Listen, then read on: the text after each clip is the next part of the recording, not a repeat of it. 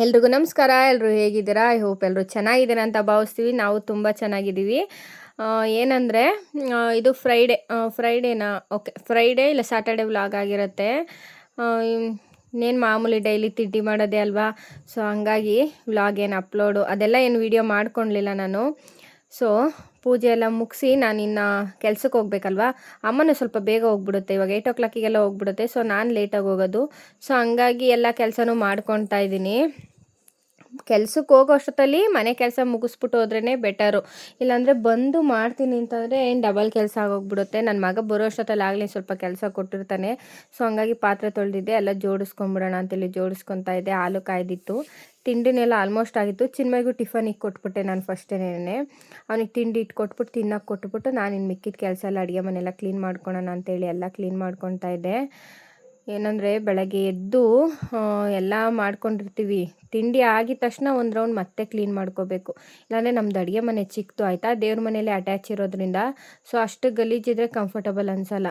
So ಹಂಗಾಗಿ ನಮ್ಮಮ್ಮ ಸಾರಿ ಹೇಳ್ಬಿಟ್ಟು ಹೋಗುತ್ತೆ, ಸೊ ಅಡುಗೆ ಮನೆ ಕ್ಲೀನ್ ಮಾಡಿಬಿಟ್ಟು ಹೋಗು, ಹಂಗೆ ಹೋಗಬೇಡ ಅಂತ ಹೇಳಿ. ಟೈಮ್ ಇದ್ದರೆ ಅವರೇ ಮಾಡ್ಕೊತಾರೆ, ಟೈಮ್ ಇಲ್ಲ ಅಂದರೆ ನಾನೇ ಮಾಡ್ಕೊತೀನಿ. ಇಲ್ಲೂ ಹಂಗೇನೇ ಪೂಜೆ ಎಲ್ಲೆಲ್ಲ ಒರೆಸಿ ಪೂಜೆ ಮಾಡಿದ್ವಿ. ಅದೆಲ್ಲ ಆದಮೇಲೆ ಇಷ್ಟು ಮತ್ತೆ ಕಸ ಎಲ್ಲ ಬಿದ್ದಿತ್ತು.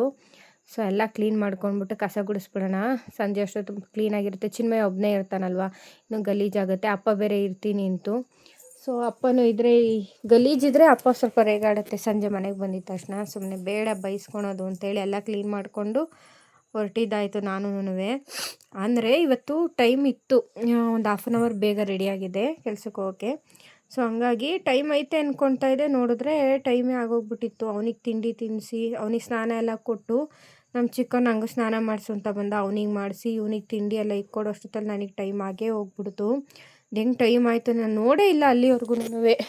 8:20 ಆಗ್ಬಿಟ್ಟಿತ್ತು ಆಲ್ಮೋಸ್ಟು. ಆವಾಗ ನಾನು ಟಿಫನ್ ಮಾಡಬೇಕು, ಆ ಥರ ಆಗೋಯ್ತು. ಸಮ್ಟೈಮ್ಸ್ ಆ ಥರ ಆಗಿಬಿಡುತ್ತೆ. ನಾನು ನೈಟು ಚಪಾತಿ ಮಾಡಿ ಹಾಗಲಕಾಯಿ ಗೊಜ್ಜು ಮಾಡಿದ್ನಲ್ವ, ಸೊ ಅದೇ ಇತ್ತು. ಹಾಗಾಗಿ ಅದನ್ನೇ ತಿನ್ಕೊಳ್ಳೋಣ ಅಂತ ಅಂದ್ಕೊಂಡು ಅದೇ ತಿಂತಾಯಿದ್ದೆ. ಇನ್ನು ಟಿಫನ್ಗೆ ಬಂದು ಚಿತ್ರಾನ್ನ ಮಾಡಿದ್ದೆ ನಾನು. ಚಿತ್ರಾನ್ನ ನನಗೆ ಬೇಡ ಅನ್ನಿಸ್ತು. ಸೊ ಹಂಗಾಗಿ ನಾನು ಚಪಾತಿನೇ ತಿಂದೆ. ನಂಗೆ ಚಪಾತಿ ಹಾಗಲಕಾಯಿ ಗೊಜ್ಜು ತುಂಬ ಇಷ್ಟ. ಹಾಗಲಕಾಯಿ ಕಹಿ ಆಗಿರಲಿಲ್ಲ, ಲಾಸ್ಟ್ ವೀಡಿಯೋದಲ್ಲಿ ನೋಡಿರ್ಬೋದು ನೀವು. ಹಾಗಲಕಾಯಿ ಕಹಿ ಆಗಿರಲಿಲ್ಲ, ನಂಗೆ ತುಂಬ ಅಂದರೆ ತುಂಬ ಇಷ್ಟ ಹಾಗಲಕಾಯಿ ಗೊಜ್ಜು. ಸೊ ಅದನ್ನೇ ತಿಂದ್ಕೊಂಡೆ. ನಮ್ಮ ಗುಬ್ಬಿನೂ ನಾನು ತಿಂತೀನಿ ಅಂತ ಅವನು ಸ್ವಲ್ಪ ತಿಂದ. ಅಂದರೆ ಅವನು ಹಾಗಲಕಾಯಿ ಗೊಜ್ಜು ತಿಂದಿದ್ದು ನನಗೊಂದು ಸ್ವಲ್ಪ ಆಶ್ಚರ್ಯ. ಮಕ್ಕಳು ಸಾಮಾನ್ಯವಾಗಿ ಹಾಗಲಕಾಯಿ ಎಲ್ಲ ತಿನ್ನಲ್ಲ ಅಲ್ವಾ. ಇವನು ತಿಂದ, ನನ್ನ ಮಗನೂ ತಿಂದ. ಸೊ ಹಂಗಾಗಿ ಕಹಿ ಆಗಿಲ್ಲ ಅನ್ನೋ ಥರ ಅನ್ನಿಸ್ತು ನನಗೆ. ಚೆನ್ನಾಗಿತ್ತು. ಅದನ್ನೇ ತಿಂದು ನಾನು ಎಲ್ಲ ರೆಡಿ ಆಗ್ತಾಯಿದ್ದೀನಿ. ಬೇಗನೆ ರೆಡಿ ಆಗಬೇಕು. ಬೆಳಗ್ಗೆ ಹೋಗ್ಬಿಟ್ಟು ಸಂಜೆ ಬರೋಷ್ಟರಲ್ಲಿ ನಮ್ಮ ಪಾಪ ಆಗಲೇ ಬಟ್ಟೆ ಸ್ಟಿಚ್ ಮಾಡ್ತಾಯಿದ್ಲು. ಟಾಪ್ ಬುಕ್ ಮಾಡ್ಕೊಂಡಿದ್ಲು. ಬಂದಿತ್ತಲ್ಲ, ನನಗೆ ಸ್ಟಿಚಿಂಗ್ ಅಷ್ಟು ಗೊತ್ತಿಲ್ಲ, ಅವಳು ಸ್ಟಿಚ್ ಮಾಡ್ತಾಳೆ.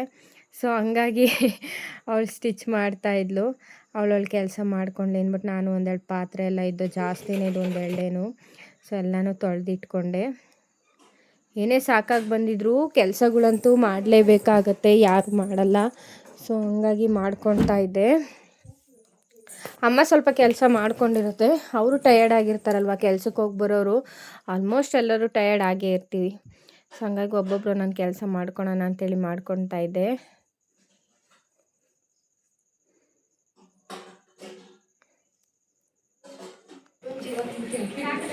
ಇನ್ನು ನಾನು ಅಡುಗೆಗೆ ಸಿಂಪಲ್ಲಾಗಿ ಸಪ್ಪೆಸರು ಮಾಡ್ಕೊಂಬಿಟ್ಟಿದ್ದೆ. ಸಪ್ಪೆಸರು ಮಾಡಿ ಮುದ್ದೆ ಮಾಡ್ಕೊಂಡಿದ್ದೆ. ಸೊ ಅದನ್ನೆಲ್ಲ ಏನು ಶೂಟ್ ಮಾಡ್ಕೊಂಡಿಲ್ಲ, ಯಾಕಂದರೆ ಕರೆಂಟ್ ಇರಲಿಲ್ಲ. ಸೊ ಬೇಗ ಅಡುಗೆ ಮಾಡೋಣ ಅನ್ನೋ ಥರ ಆಗ್ಬಿಟ್ಟಿತ್ತು. ಸೊ ಹಂಗಾಗಿ ನಾನೇನಂತ ಶೂಟೆಲ್ಲ ಏನು ಮಾಡ್ಕೊಳ್ಲಿಲ್ಲ.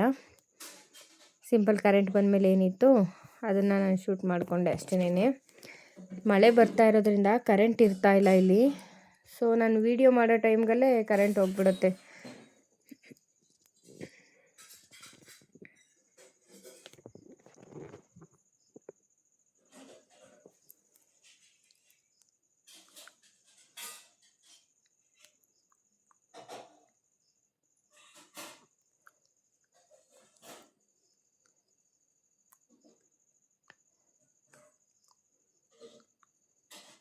ಇನ್ನು ಕೊತ್ತಂಬರಿ ಸೊಪ್ಪು ತಂದಿತ್ತು ಅಮ್ಮ. ನಾನು ಸೋಸಿರಲಿಲ್ಲ, ಸೋಸ್ಕೊಂಡ್ರಾಯ್ತು ಬಿಡು ಅಂತ. ಸೊ ಫ್ರೀ ಆಗಿದ್ನಲ್ವ, ಅದನ್ನಾದರೂ ಮಾಡ್ಕೊಳೋಣ ಅಂತೆಲ್ಲ ಮಾಡಿಕೊಂಡೆ.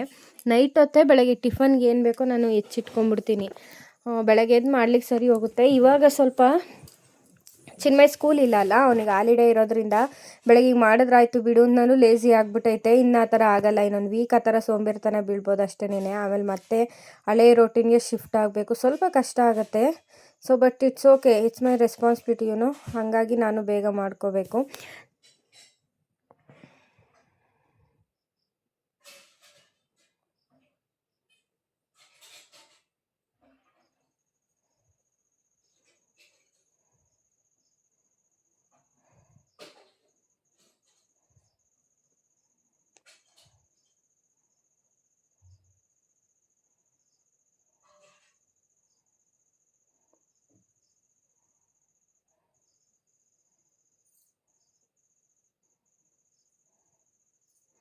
ಈ ಕವರ್ ಕಟ್ ಇಕ್ಬಿಟ್ರೆ ಆಲ್ಮೋಸ್ಟ್ 1 ವೀಕ್ ಬರುತ್ತೆ ಅನಿಸುತ್ತೆ. 1 ವೀಕ್ ಇಲ್ಲ 4 ಡೇಸ್ ಆದರೂ ಬರುತ್ತೆ.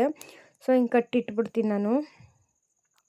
ಅಷ್ಟೊತ್ತಿಗೆ ಚಿನ್ಮಯಿ ಊಟಕ್ಕೆ ಕೊಡು ಅಂತ ಬಂದ, ಟೈಮ್ ಬೇರೆ ಆಗಿತ್ತಲ್ವ. ಸೊ ಅವ್ನಿಗೊಂದು ಸ್ವಲ್ಪ ಊಟ ಕೊಟ್ಬಿಟ್ರೆ ಊಟ ಮಾಡಿ ಮಲ್ಕೊಂಬಿಡ್ತಾನೆ. ಅವ್ನು 9:30 ಲಾಸ್ಟ್ ಅವ್ನು ಮಲ್ಕೊಳೋದು. ಸೊ ಅಷ್ಟರೊಳಗೆ ಅವ್ನಿಗೆ ಊಟ ಕೊಟ್ಬಿಡ್ಬೇಕು. 8:30 9 ಗಂಟೆಗೆ ಆಲ್ಮೋಸ್ಟ್ ನಾನು ಅಡುಗೆ ಮಾಡಿಬಿಟ್ಟಿರ್ತೀನಿ. ಸೊ ಅವನೇನು ತಿಂತಾನೆ ಅದನ್ನು ಮಾಡಿಟ್ಬಿಟ್ಟಿರ್ತೀನಿ. ಆಮೇಲೆ ನಾನು ಮಿಕ್ಕಿದ್ದು ಮಾಡ್ಕೊತೀನಿ. ಇಲ್ಲೂ ಅಷ್ಟೇ ಅಡುಗೆ ಒಂದು 10 ನಿಮಿಷ ಲೇಟ್ ಆಯಿತು ಊಟ ಅಂತ ಹಿಂದೆ ಮುಂದೆ 2 ಸತಿ ಓಡಾಡ್ದ. ಸೊ ಹಂಗಾಗಿ ಬೇಗ ಊಟ ಕೊಟ್ಬಿಡೋಣ ಅಂತೇಳಿ ಅವ್ನಿಗೆ ಊಟ ಕೊಟ್ಟೆ. ತಿಂದ್ಬಿಟ್ರೆ ಆರಾಮ ಅವನು, ಇಷ್ಟ ಇದ್ರೆ ಟಿ ವಿ ನೋಡ್ತಾನೆ, ಇಲ್ಲಾಂದರೆ ಮಲ್ಕೊಂಬಿಡ್ತಾನೆ. ಸೊ ಹಂಗಾಗಿ ಬೆಳಗ್ಗೆ ಚಿತ್ರಾನ್ನ ಬೇರೆ ಮಾಡಿದ್ದೆ ತಿಂಡಿಗೆ. ಅವ್ನು ತಿನ್ನಲಿಲ್ಲ, ಅವನು ಬೆಳಗ್ಗೆ ಅವನು ಚಪಾತಿನೇ ತಿಂದಿದ್ದ. ಇವಾಗ ಗೊಜ್ಜು ಕಲಿಸ್ಕೊಡು ಅಂತ ಅಂದ. ಸರಿ ಯಾವುದೋ ಒಂದು ತಿನ್ನು ಅಂತೇಳಿ ಗೊಜ್ಜು ಕಲಿಸ್ಕೊಡ್ತಾ ಇದ್ದೆ.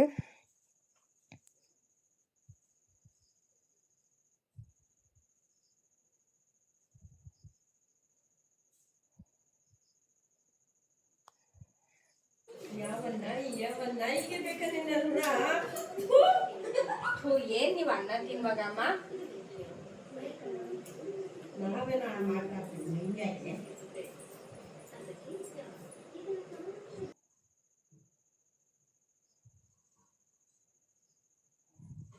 ಅಷ್ಟೊತ್ತು ಅಪ್ಪನೂ ಬಂತು.